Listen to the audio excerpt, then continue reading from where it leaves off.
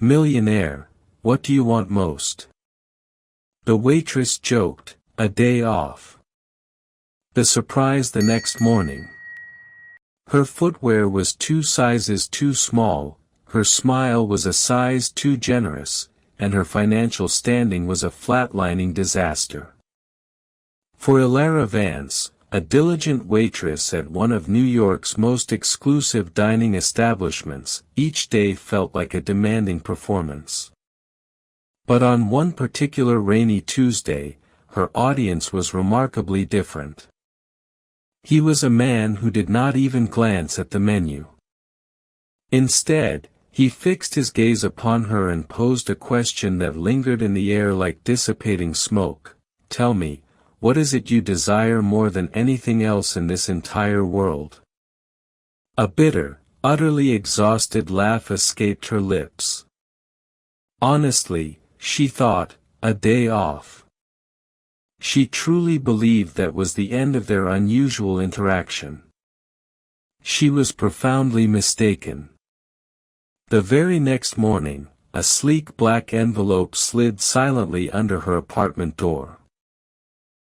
Inside, there were no written words, just a cold, surprisingly heavy, and seemingly limitless American Express Onyx card.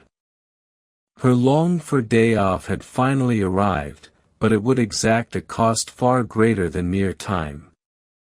The atmosphere in the Gilded Spoon was thick with the rich scent of money and truffle oil. It was a rarefied environment, one that Ilara Vance breathed in nightly, yet could never truly internalize. For the elite patrons who glided effortlessly across the plush carpets, this was merely a Tuesday.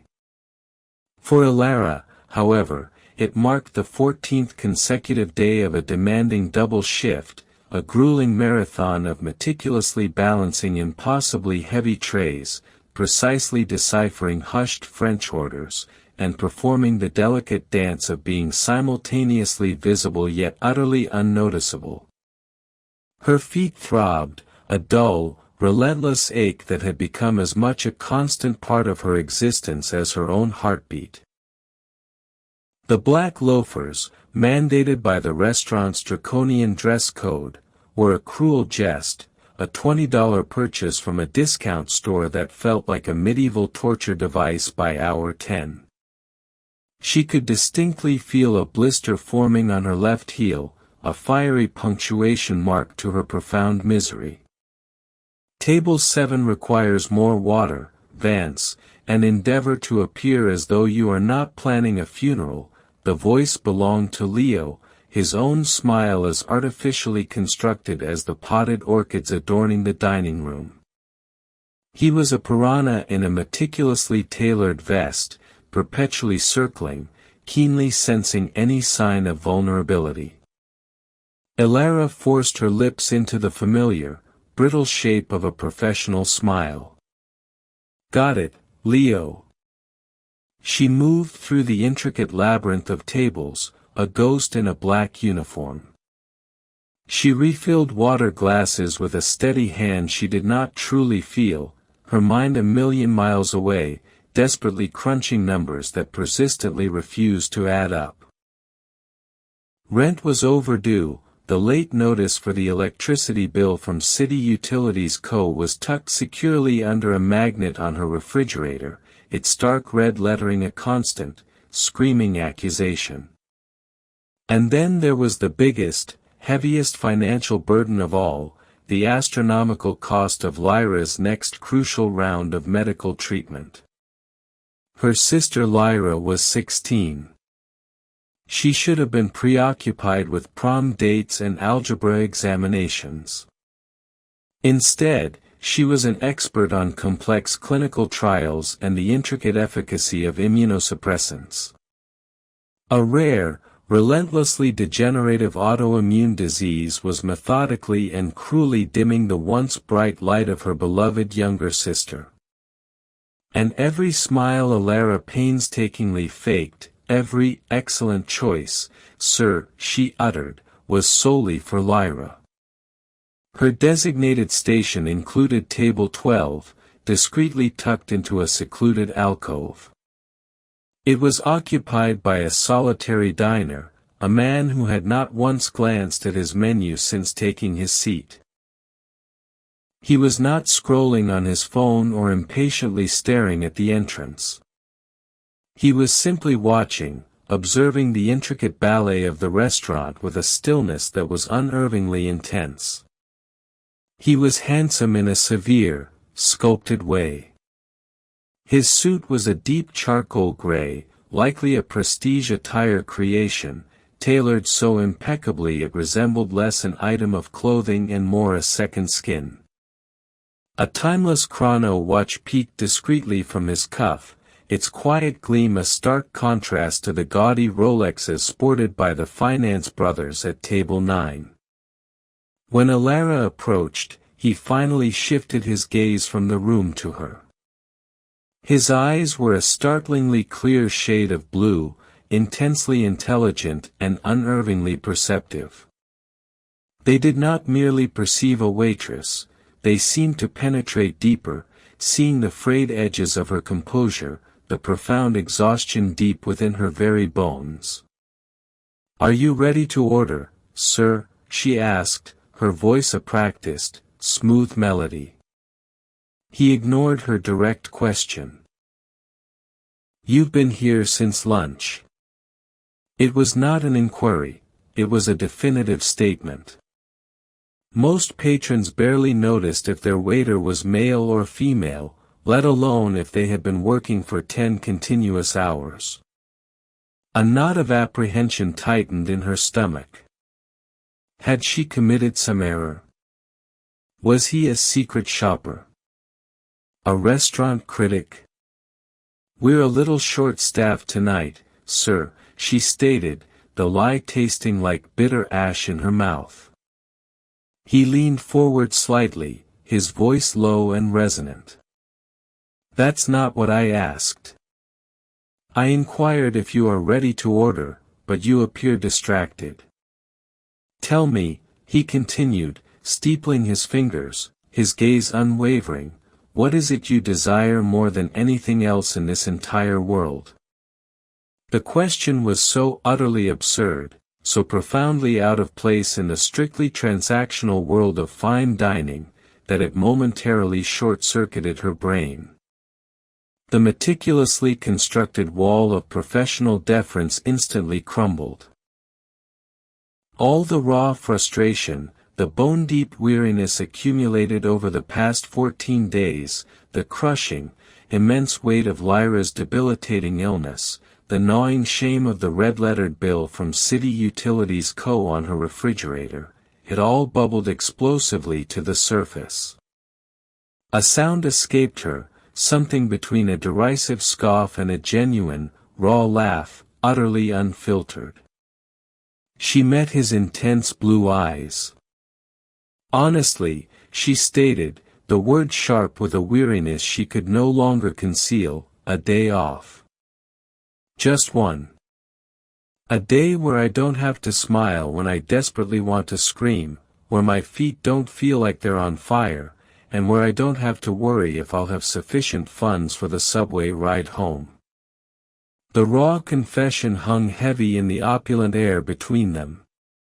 She had said far too much, way too much. This was precisely how one invited termination. Her heart hammered frantically against her ribs.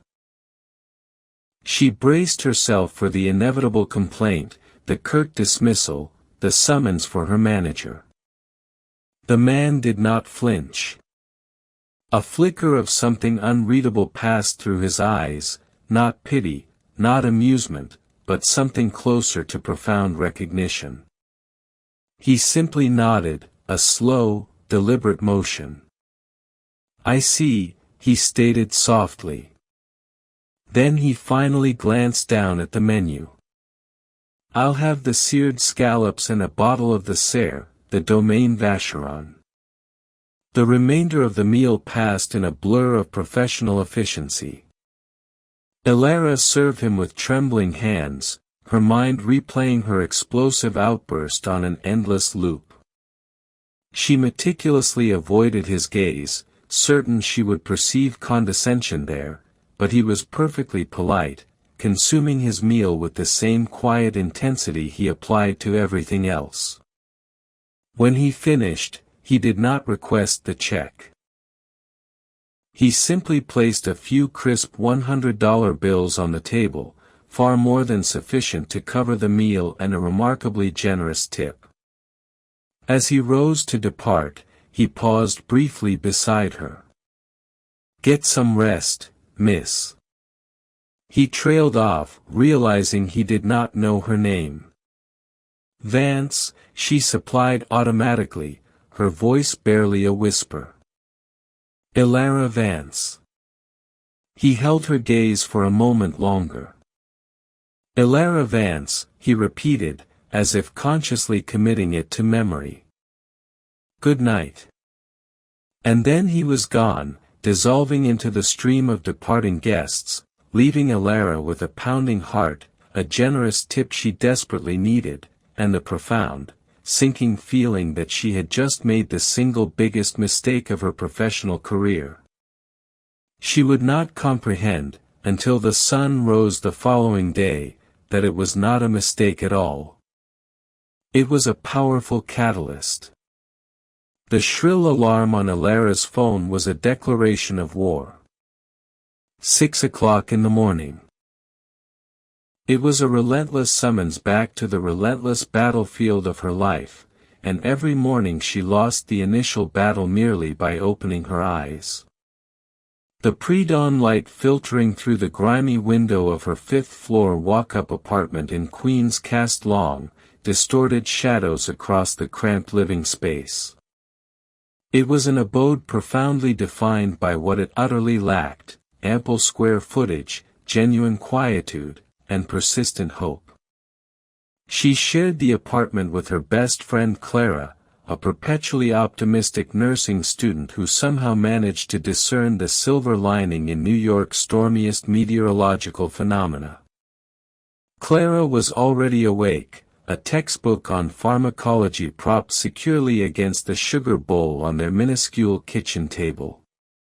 "Morning, sunshine," Clara chirped, not bothering to glance up.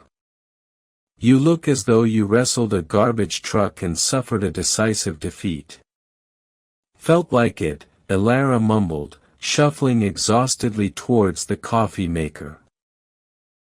Her body was a symphony of relentless aches. The blister on her heel had burst sometime during the night, and now every single step was a fresh agony. Her mind remained fuzzy from a night of restless, fragmented sleep, perpetually haunted by vivid dreams of piercing blue eyes and the mortifying memory of her raw, unprofessional confession, "A day off." What kind of utter idiot says that to a customer, a wealthy one at that? She half expected a call from her manager, Mr. Jensen, that very morning, instructing her not to bother reporting for work ever again. As she poured the life-giving black coffee into a chipped mug, she saw it, a slim, utterly black envelope lying on the worn floor mat just inside the door. It had not been present when she had stumbled in at 2 o'clock in the morning. It must have been silently slipped under the door. "What's that?" Clara inquired, finally looking up. "Probably another final notice from City Utilities Co., but dressed in a fancy tuxedo," Elara grumbled, bending down wearily to retrieve it. The envelope was crafted from thick, heavy cardstock that felt impossibly luxurious, akin to something a royal wedding invitation would be delivered in. There was no stamp, no address, no name, just the stark, matte black. Her fingers trembled slightly as she carefully turned it over. She slid her thumb under the flap and broke the seal. Inside, there was no letter, no note, just a single, solitary object nestled securely in the velvety interior. It was a card, solid black, with a satisfyingly cool weight to it. The crucial information on it was elegantly embossed in silver. Her name, Elara Vance, was printed in clean, sharp capital letters. Below it, the iconic crest of American Express. It was not a gold card or even a platinum card. It was the stuff of urban myth, the legendary Centurion card, the black card. Elara stared at it, her brain adamantly refusing to compute what her eyes were unequivocally seeing. This was the fabled card they whispered about in hushed tones at the Gilded Spoon, the one exclusively reserved for millionaires and oligarchs, the one that supposedly possessed no preset spending limit. No way, Clara breathed, now standing directly beside her, peering over her shoulder. Is that real?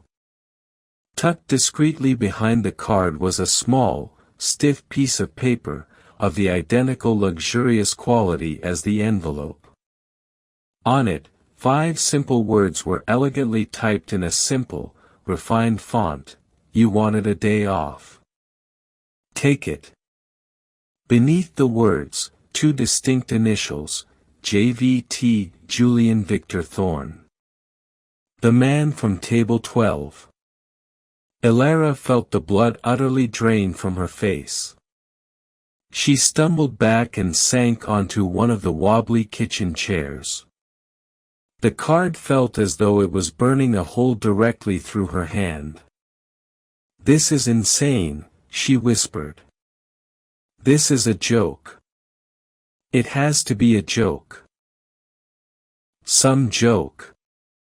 Clara stated, her eyes wide with a mixture of awe and stark terror. "That's an Amex Centurion. They don't just hand those out. You have to be personally invited. You have to spend like hundreds of thousands of dollars a year just to even be considered." Elara's mind raced, a frantic torrent of unanswered questions. How did he find her?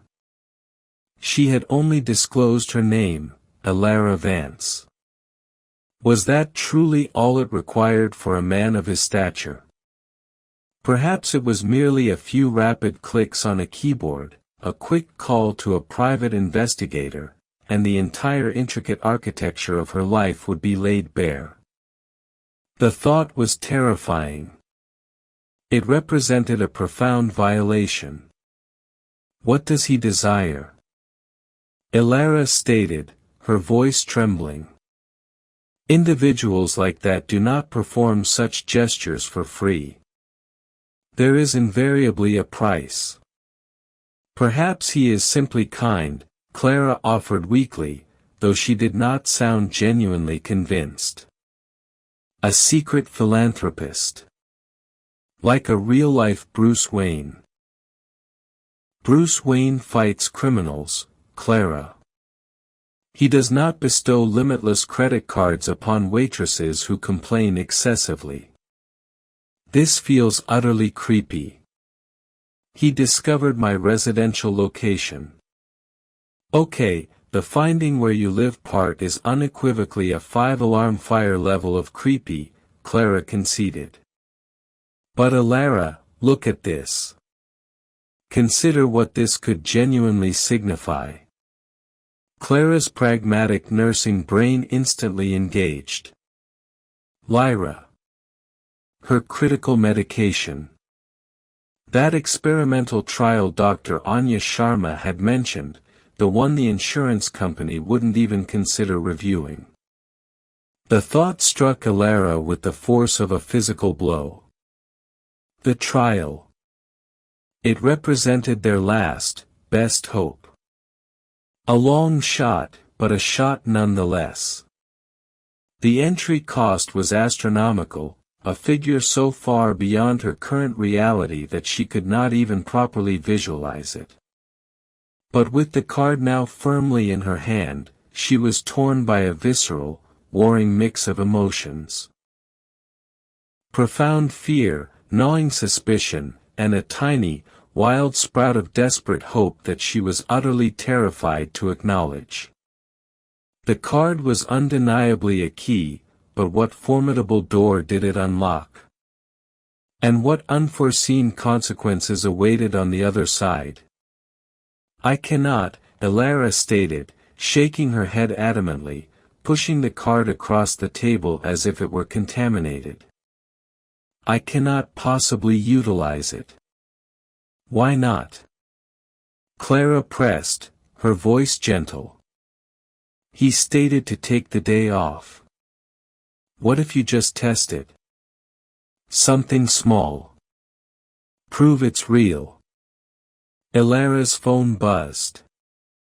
A text message from Leo. Mr. Jensen is inquiring why you're not here yet. You're on thin ice, Vance. Mr. Jensen was their manager, a man with the patience of a lit fuse. She was undeniably late. She should be on the subway right now, hurtling towards another day of ceaseless servitude.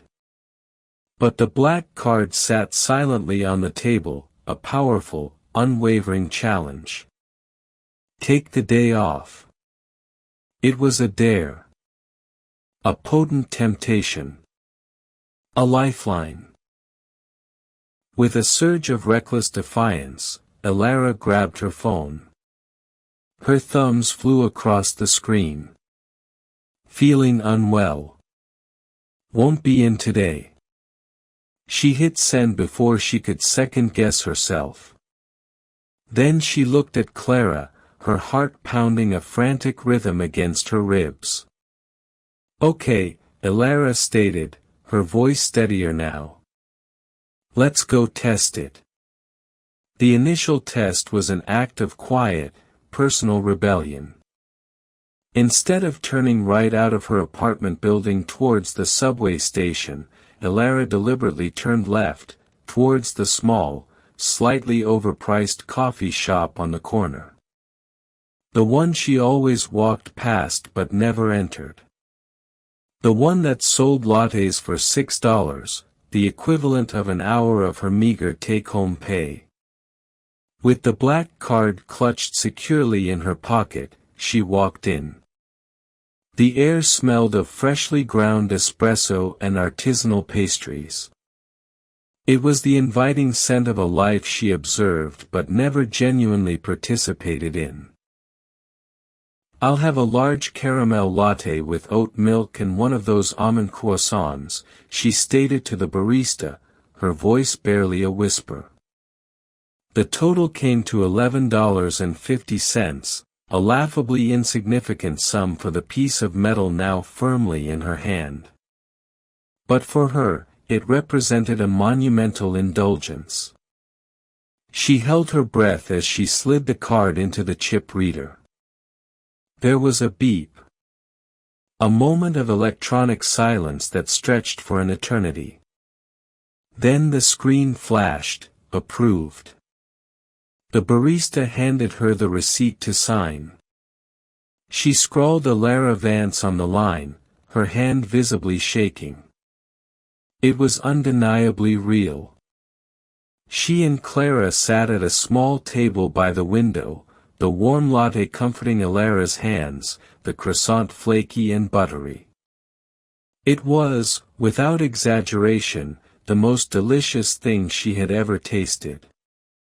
But the profound comfort was laced with a thick thread of gnawing anxiety. So, it works. Clara stated, nibbling on a piece of the croissant Elara had offered her. Phase 1 complete. What's Phase 2? A pair of Lux Sols. A shopping spree at Grandeur department store. Elara shook her head. The very thought of acquiring designer clothing felt frivolous, almost insulting. This isn't about me, Clara. You know that. Her mind was solely focused on Lyra. Not just the astronomical, terrifying cost of the clinical trial, but the multitude of small things, the daily discomforts. Lyra was perpetually cold, a persistent side effect of her debilitating condition and the powerful medications. Her bed was ancient, the mattress lumpy and utterly unsupportive. The cheap tablet she used to watch movies and read books on kept crashing incessantly. Small miseries that compounded the larger, overarching one. "There's a Haven Homewares store a few blocks from here," Elara stated, a new resolve hardening her voice. "One of the fancy ones."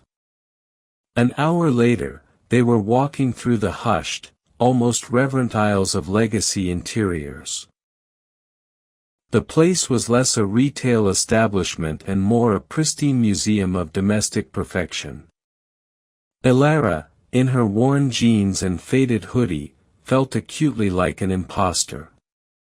A sales associate with an impeccably knotted scarf eyed her with thinly veiled suspicion.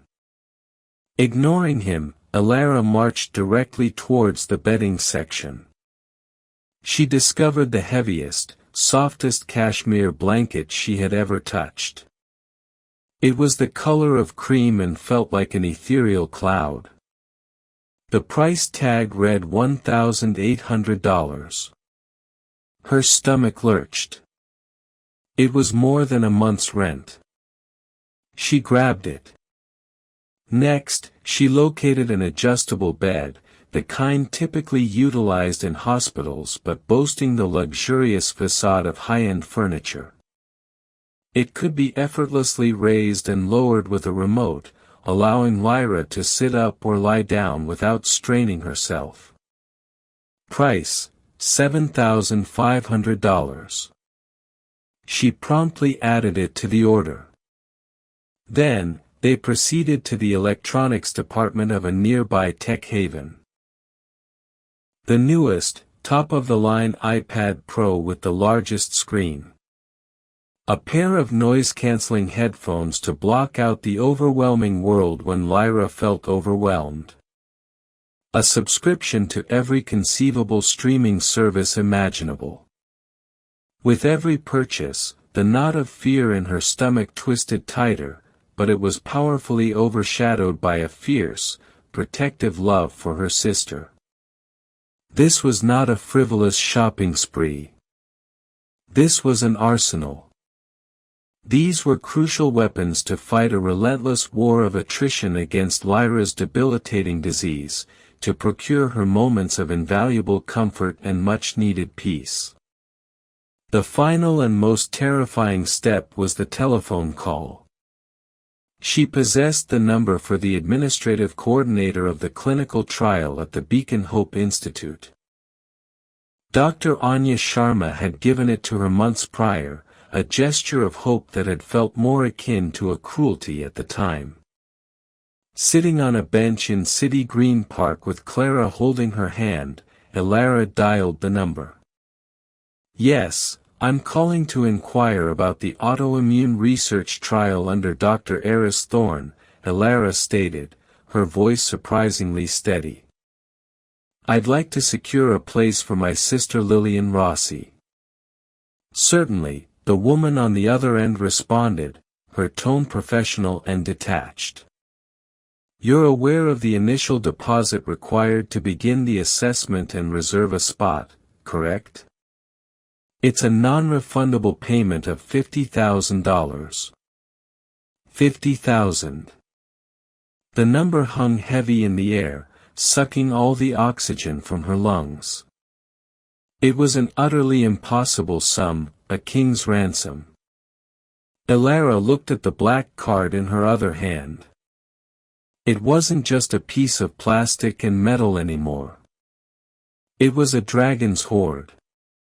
A genie's lamp. It was hope. "Yes," Elara stated, her voice clear and firm. "I'm aware. I'd like to make the payment now." She read out the 16 digits, the expiration date, and the security code. The silence on the other end of the line was deafening as the payment was processed. Elara thought she might utterly pass out. All right, Ms. Vance, the coordinator stated, a hint of surprise in her voice. The payment has been approved. We'll schedule Lyra's initial consultation for next week. We'll be in touch.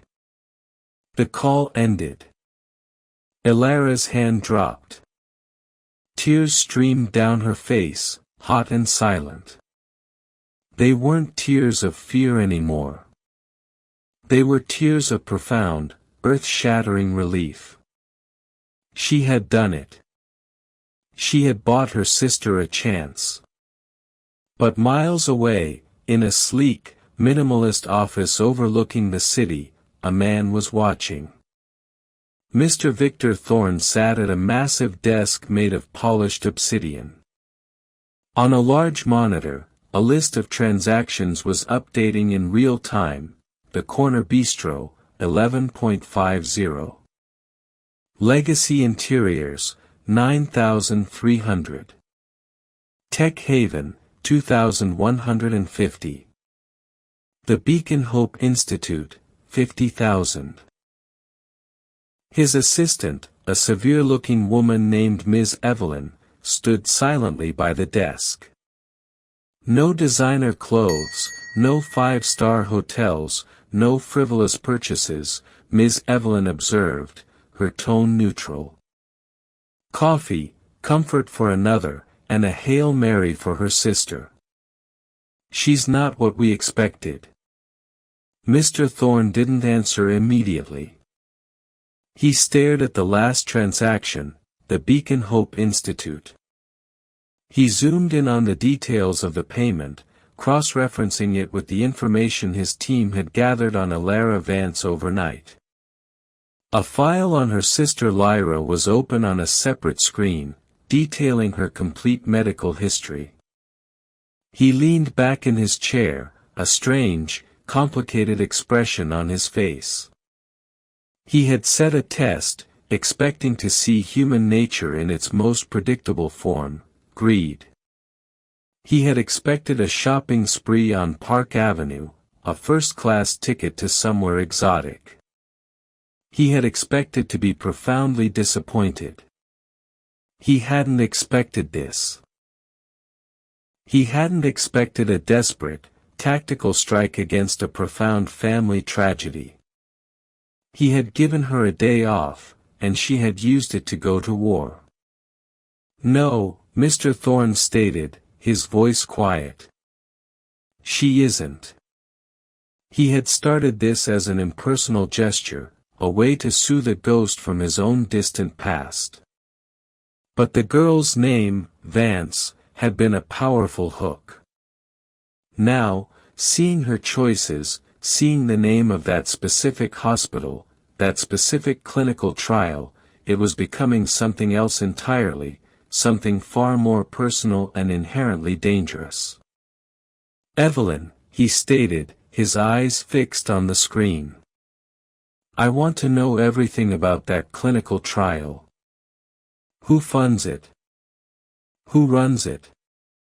Everything. He had a feeling, a cold, sinking premonition, that he already knew the answer. The new bed and the mountain of expensive gifts arrived at the apartment that evening. The delivery men, accustomed to hauling luxury goods to Park Avenue penthouses, were visibly confused by the fifth-floor walk-up and the narrow, creaking staircase. When Lyra saw the adjustable bed, the cashmere blanket, and the new iPad, her eyes, usually clouded with pain and fatigue, lit up with a brilliance Ilara hadn't seen in years. She didn't ask where it came from. In the pure, unadulterated joy of the moment, the how didn't matter. Seeing her sister comfortable, propped up on plush pillows, wrapped in impossible softness, and giggling at a movie on a crystal-clear screen, that was worth all the fear and anxiety. For the first time in a long time, their tiny apartment felt less like a cramped space and more like a sanctuary. But the real world, with all its sharp edges, could not be kept at bay for long. The next day, Elara returned to the Gilded Spoon. Walking into the restaurant was like stepping into a profoundly different reality. The bubble of hope she had carefully constructed over the last 36 hours burst the moment she saw Leo's sneering face. "Well, well, look what the cat dragged in," he stated, blocking her path to the locker room. "Feeling better, you must be. I saw a delivery truck from Legacy Interiors outside your building yesterday. Must be a nasty flu that can only be cured with a $10,000 shopping spree." Elara's blood ran cold. He had seen. Of course, he had. Leo missed nothing, especially when it came to the misfortunes or fortunes of others. "I don't know what you're talking about," she stated, trying to push past him. "Oh, I think you do," he hissed, his voice low and venomous. "We all heard about your little chat with Mr. Thorne the other night. Funny how you take one sick day and suddenly you're redecorating. You're a fast worker, Vance. I'll give you that." The poison in his words dripped into the air. The rumor mill had already been churning. Her sudden, unexplained absence, coupled with Leo's carefully planted seeds of gossip, had created a narrative. Elara Vance, the poor waitress, had seduced a rich patron. She was a gold digger, a schemer. The change in atmosphere was palpable. Her few work friends suddenly found their shoes fascinating when she approached. Her orders were accidentally misplaced. Mr. Jensen, the manager, watched her with narrowed, suspicious eyes. She was an outcast. The day was a special kind of hell. Every condescending glance, every whispered comment felt like a small cut. The physical exhaustion she was used to was replaced by a deep emotional weariness. The joy she had felt seeing Lyra's happiness began to feel tainted, bought at the price of her own reputation. The final straw came during the dinner rush. Elara was carrying a heavy tray laden with the main course for a table of 6, a rack of lamb, several plates of Chateaubriand, and intricate side dishes. It was a precarious, heavy load. As she navigated a narrow passage near the kitchen doors, Leo came rushing out, not looking where he was going. He bumped into her hard. It might have been an accident, but the smirk on his face as he stumbled back told her it wasn't. The tray tilted violently. Elara fought desperately to regain her balance, her muscles screaming in protest. For a heart-stopping second, she thought she had it, but it was too much. The entire tray went crashing to the floor in a cacophony of shattering porcelain and splattering sauce. The dining room fell silent. Every head turned. Mr. Jensen was at her side in an instant, his face a mask of purple fury. "Vance, my office. Now." She stood amidst the wreckage, her uniform splattered with béarnaise sauce, her hands shaking uncontrollably. Leo stood nearby, a picture of false concern. "Elara, are you okay? You just tripped out of nowhere." In Mr. Jensen's office, there was no trial. She was judge, jury, and executioner. "This is the third complaint about you this week, Vance," he stated, his voice dangerously calm. "Your head is not in the game. You've become a liability. First the unexplained absence, now this. The Gilded Spoon has standards you are no longer meeting them." "It wasn't my fault," Elara pleaded, her voice cracking.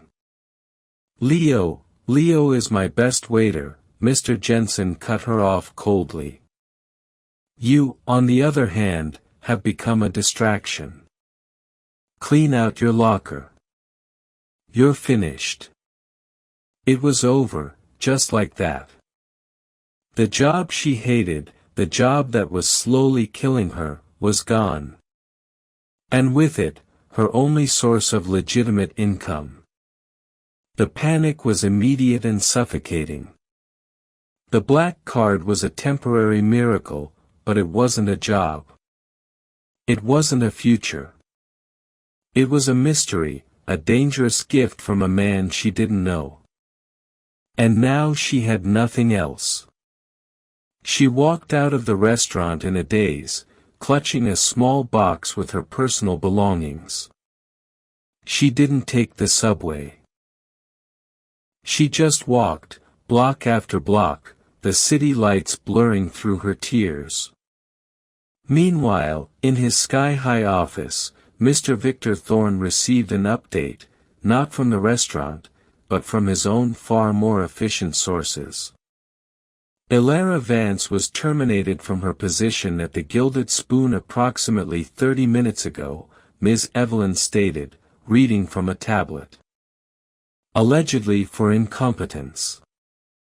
However, our review of the restaurant's internal security footage of the incident suggests she was deliberately tripped by a coworker, a Mr. Leo Bianca. Mr. Thorne's jaw tightened. He swiveled his chair to face the vast window, the glittering tapestry of New York spread out beneath him.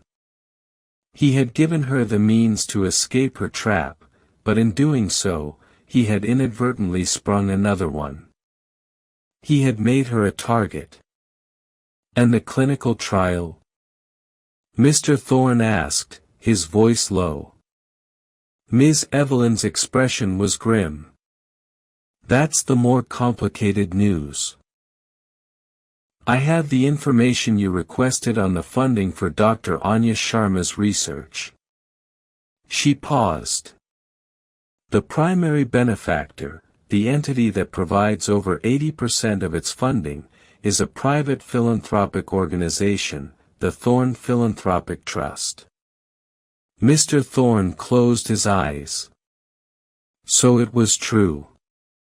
His foundation, the one he had established years ago to fund cutting-edge medical research, a sterile, tax-deductible endeavor he managed from a distance, was the very thing this girl was now pinning all her hopes on. He had unknowingly created the lock, and by giving her the card, had handed her the key. This was no longer a simple matter of atonement for a past sin against her father. This was a tangled, messy, present-day dilemma. His money, filtered through his foundation, was funding the trial. His personal money, given on a whim, was paying the entry fee. He was on both sides of the transaction, an invisible puppet master pulling strings he hadn't even known he held. He thought of the girl, fiery and exhausted, telling him she just wanted a day off. He thought of her being fired, humiliated because of a gift he had given her. A profound, unsettling sense of responsibility settled over him. This had gone too far to remain an anonymous game. Evelyn, he said, turning back from the window, his blue eyes sharp and decisive. Arrange a meeting. Find out where she is right now. I'm going to go see her. It's time we spoke face to face. Elara ended up at the only place that felt like a sanctuary, the foot of the Metropolitan Bridge in a park overlooking the Eastern Sound. The night air was cool, and the rhythmic hum of traffic overhead was a soothing, impersonal sound. She sat on a cold bench, the box of her meager belongings on the ground beside her, and watched the lights of New York glitter like a cruel, broken promise. She was so lost in her own misery that she didn't hear the footsteps approach until a shadow fell over her. Miss Vance. The voice was unmistakable, low, calm, and resonant. She looked up, startled, into the piercing blue eyes of Mr. Victor Thorne. He wasn't wearing his immaculate prestige attire suit now. He was dressed in dark jeans, a simple gray cashmere sweater, and a tailored black coat. He looked younger, less like a corporate titan and more like a man. But his presence was just as commanding. "What do you want?" Elara asked, her voice raspy with shed and unshed tears. She scrambled to her feet, instinctively clutching her box of belongings like a shield. "Have you come to see the results of your little experiment?" "Well, here it is, I got a day off. I also got fired." "Congratulations, I hope you were entertained."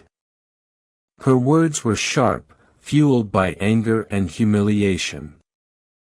He was the cause of all this, the catalyst for the destruction of her life. Victor didn't react to her outburst. He just looked at her, his expression unreadable. "I heard what happened at the restaurant," he said calmly. "I know it wasn't your fault." "Oh, you know, do you?" She shot back, a bitter laugh escaping her. "How do you have spies in the kitchen? Do you have a live feed of my pathetic life you watch for fun?" "I have resources," he stated simply, neither confirming nor denying. "The man who tripped you, Leo Bianca, will be seeking new employment tomorrow. As will your former manager, Mr. Jensen." Elara stared at him, speechless. The sheer, casual power in that statement was staggering. He could ruin lives with a single, quiet command. It was terrifying. "Why?" she finally managed to ask. "Why are you doing this? The card, this cleaning up. What is the price? No one does something like this for nothing. Do you expect me to sleep with you? Is that it? Because let me tell you right now, I'm not for sale." For the first time, a flicker of emotion crossed his face. It looked like regret. "No, Elara," he said, his voice softer now. He used her first name, and the sound of it from his lips sent a strange shiver through her. "That is not and was never my intention. My motives are complicated." He gestured to the bench. "May I?" Wearily, she sat down on the far end. He took a seat on the other, maintaining a respectful distance.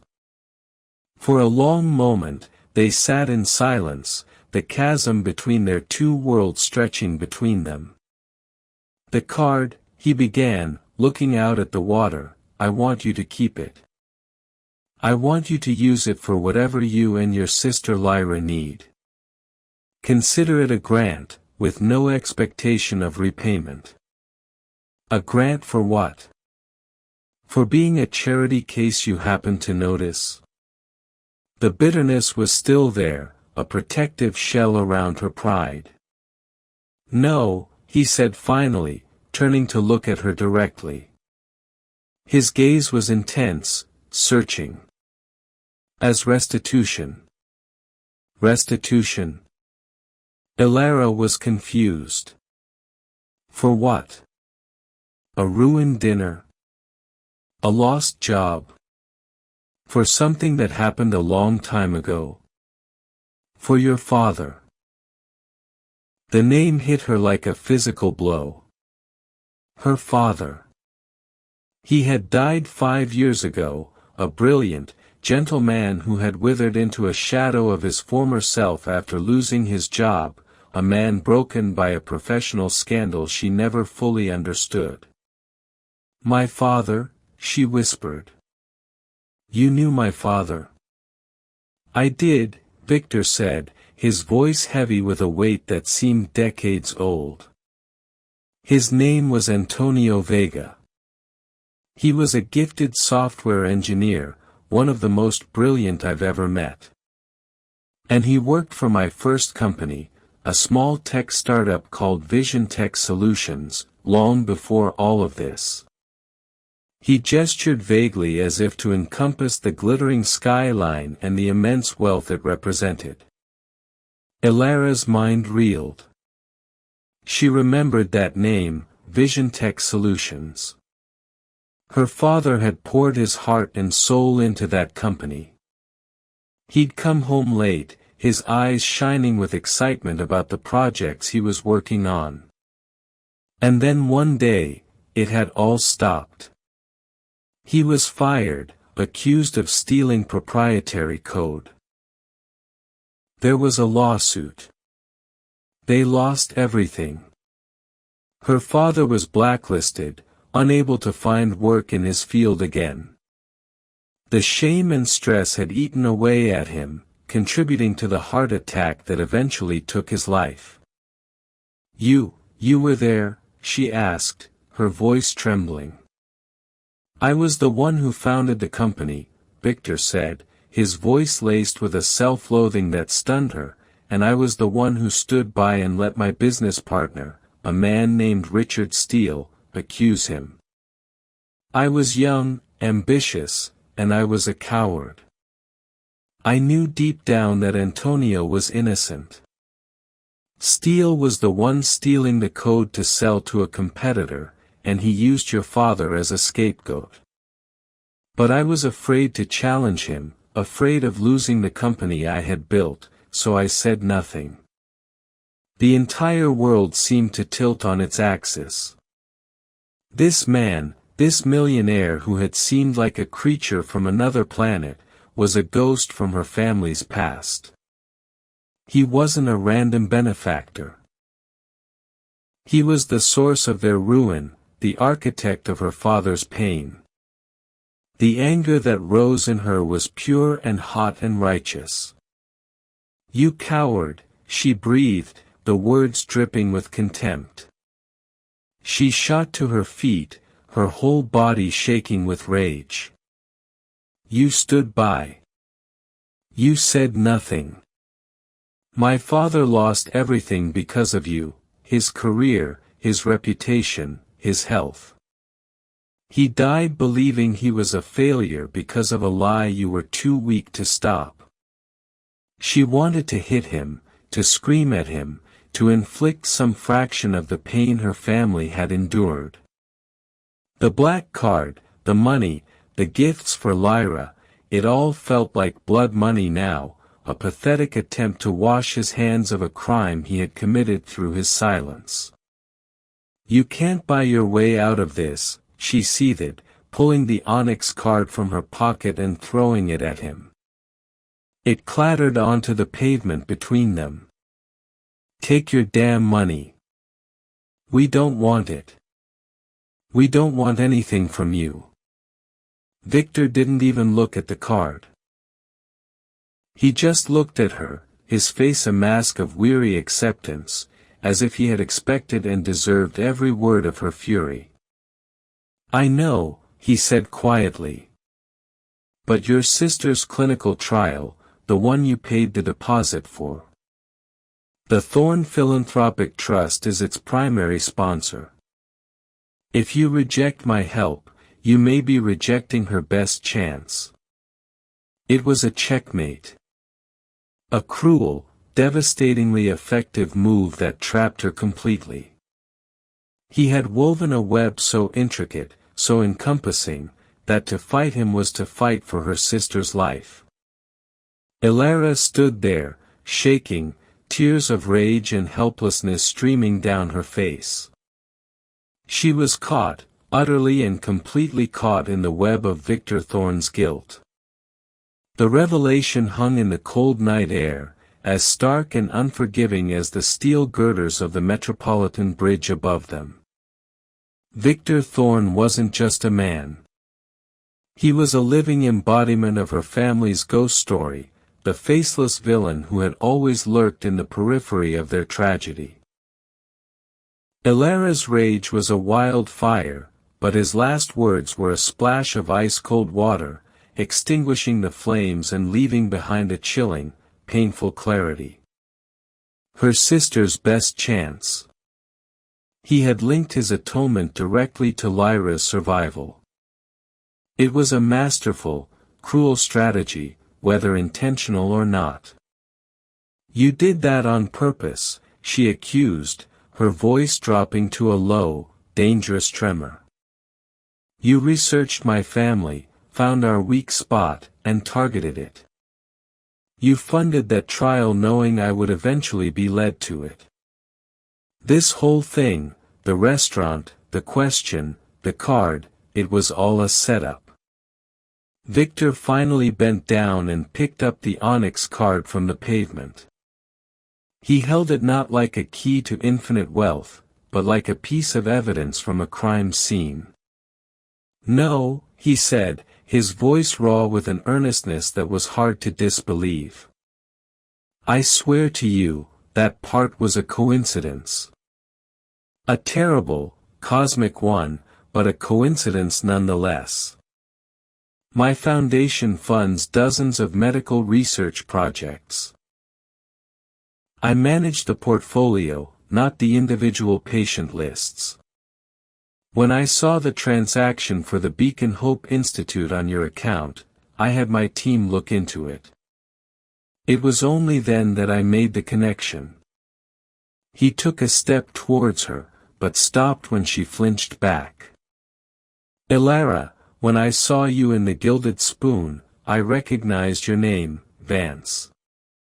It stuck with me all these years. I saw the same fire in your eyes that your father Antonio had. But I also saw that it was being suffocated by exhaustion. Asking you what you wanted, it was an impulse, a selfish one. I wanted to see if I could in some small, anonymous way alleviate a burden that I helped create. It was never meant to become this. I never meant to intrude on your life." His confession was a torrent, the words of a man who had clearly rehearsed this speech in the lonely boardrooms of his mind for years. He spoke of her father Antonio with a reverence that pained her. He described his brilliance, his infectious passion for coding, the way he could solve complex problems with elegant, simple solutions. He painted a picture of a man she had only known in his later, broken years. "Richard Steele, my partner, was a shark," Victor continued, his gaze distant, lost in the past. "He saw your father's talent not as an asset to the company, Vision Tech Solutions, but as a threat to his own mediocrity. When a major competitor approached Steele to buy our core algorithm, he saw a way to get rich and eliminate a rival in one move. He framed your father, created a mountain of false evidence. I was 26 years old. The company was my entire world. Steele threatened to dissolve it and sue me if I contested the story. I was a coward. It is the single greatest regret of my life." He explained that Steele had eventually been caught for similar crimes years later, but by then, Vision Tech Solutions was long gone, and the damage to Antonio Vega's life was irreversible. Victor had gone on to found Ascension Global, the multi-million-dollar behemoth he now commanded. But the success had always felt hollow, built on the foundation of that first critical failure of character. Ilara sank back onto the bench, her legs unable to support the weight of this new history.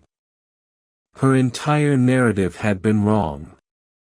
Her father wasn't a failure. He was a victim. This stranger, this millionaire wasn't a predator. He was a penitent.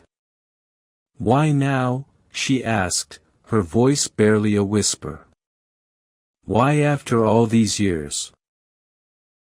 "I've tried to find your family before," he admitted, "but you moved after your father passed, and your mother," she changed her name back to her maiden name. "You disappeared until I walked into the Gilded Spoon for a meaningless business dinner I didn't want to be at, and I saw a waitress with the name Vance on her tag." He shook his head, a wry, humorless smile touching his lips.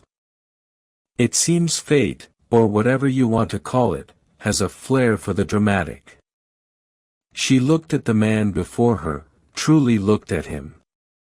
She saw the lines of sleeplessness around his eyes, the profound loneliness in his posture. He was encased in wealth, but he was a prisoner of his own past. His guilt was a cage as real as her poverty had been. The black card lay on the bench between them. It was no longer a symbol of his power or her temptation. It was a bridge, a dark, complicated, and deeply flawed bridge between their two broken worlds. It was blood money, yes, but it was also the only medicine that could save her sister Lyra. Her pride screamed at her to run, to maintain the pure, righteous anger she was entitled to. But the image of Lyra laughing in her new comfortable bed was stronger. The thought of the clinical trial, of real hope, was a gravitational pull she could not escape. To accept his help was to forgive him in a way. It was to become complicit in his act of atonement. It meant letting go of the simple black and white story of victimhood and stepping into a future that was messy, morally gray, and inextricably linked to him. With a trembling hand, Elara reached out and took the card from the bench. Her fingers brushed against his as she picked it up. The brief contact was electric, a jolt of shared history, of shared pain. "This doesn't mean I forgive you," she said, her voice shaking but firm. Her eyes met his, and for the first time, she wasn't looking at a millionaire or a villain. She was looking at Victor. "This is for Lyra. The terms of this arrangement are that you will fund whatever she needs, the trial, the aftercare, everything. No limits, no questions asked." He nodded, his relief so profound it was almost a visible thing. "Anything. Whatever it takes." "And in return," she continued, her voice gaining strength, "you will tell me everything about my father Antonio. The projects he worked on, the things he created. I want to know the man you knew, not the ghost that you helped create." A single tear traced a path down Victor's cheek, a startling crack in his formidable composure. "That is the easiest term I will ever agree to," he whispered. It was not a fairy tale ending. It was a complicated, painful negotiation, a treaty signed on a cold park bench in the middle of the night. But it was, in its own way, a beginning. The weeks that followed were a surreal blend of grief and hope, of past and present. The black card became a tool, not for luxury, but for life. Elara orchestrated Lyra's entry into the clinical trial with the efficiency of a seasoned general. There were consultations with the country's top specialists, flights to clinics for preliminary tests, and a small, sunny apartment rented near the Beacon Hope Institute to make the treatments less grueling. The money removed every logistical obstacle, allowing Elara to focus on the only thing that mattered, Lyra. Victor kept his word. He was a ghost in the machine, his influence felt but rarely seen. Bills were paid, appointments were secured, and the best of everything was made available, all with a quiet, seamless efficiency. He did not intrude. But he also kept his other promise. Once a week, they would meet, sometimes in a quiet corner of a museum, sometimes on a ferry crossing the Hudson, once even in the soaring, silent halls of the Grand City Library. And he would talk about her father. He brought old design documents, schematics for code that Alara didn't understand but could see the beauty and elegance in. He told her stories of Antonio Vega's frustrating genius, his terrible taste in coffee, his booming laugh that would echo through the office when he finally cracked a difficult problem. Victor didn't just give her facts. He gave her back the father she had lost twice, once to disgrace and once to death. He was rebuilding him in her memory, replacing the image of a broken man with that of a brilliant creator. During these meetings, a strange, tentative connection formed between them. She saw past the millionaire and saw the lonely man, still haunted by a 26-year-old's mistake. He saw past the weary waitress and saw the fierce, resilient woman who was her father's daughter. They never spoke of the money or of the future. They spoke only of the past. And in doing so, they began to lay a foundation for something new. Alara found she no longer thought of the money as a handout. It was a debt. It was her father's stolen legacy being repaid, not to her, but through her. She was the steward of his restitution, and her purpose was to channel it into creating a future he was denied. One crisp autumn afternoon, about 2 months after that night in the park, Alara received a call from Dr. Anya Sharma. Lyra was responding to the treatment. The markers in her blood work were improving dramatically. It wasn't a cure, not yet, but it was the most positive prognosis she had ever been given. It was a miracle. After the call, Alara didn't text Victor. She walked to the headquarters of Ascension Global, a gleaming spear of glass and steel that pierced the New York sky. She didn't have an appointment, but when she gave her name, the formidable wall of security melted away. She was escorted to the top floor. Victor was standing by the window of his office, the same view he'd had the night she was fired. He turned as she entered, a question in his eyes. She didn't have to say a word. He saw it on her face. "It's working," she said, her voice thick with emotion. "The treatment, it's working." He closed his eyes for a moment, a wave of profound relief washing over his features. "Thank you for telling me in person," he said. "I realized something today." Alara went on, feeling a sense of clarity she hadn't felt in years. "For my whole life, I've been trying to survive. But that's not enough. I want to build something the way my father Antonio did." She walked closer to his desk. "I don't want to be a waitress anymore. I don't want to just spend this money. I want to learn. I want to finish the college degree I had to abandon. I want to understand business foundations, the way this world you live in actually works. I want you to teach me." It wasn't a plea. It was a demand. A new term of engagement.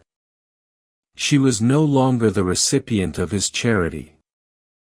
She was claiming her seat at the table. A slow smile spread across Victor's face, a genuine smile that reached his piercing blue eyes and transformed him completely. He saw her not as the daughter of the man he had wronged, but as his equal, a partner. "I think," Victor Thorne said, that can be arranged. Her day off had ended long ago, but for the first time, standing there in the sky-high office of the man who had ruined her past and just saved her future, Elara Vance felt like her life was just beginning. That single joke, born from a moment of pure exhaustion, didn't just lead to a day off. It unraveled a history of secrets, lies, and a debt that spanned decades. Elara's story isn't just about a waitress and a millionaire. It's about how a single act of kindness, however complicated, can rewrite a person's destiny.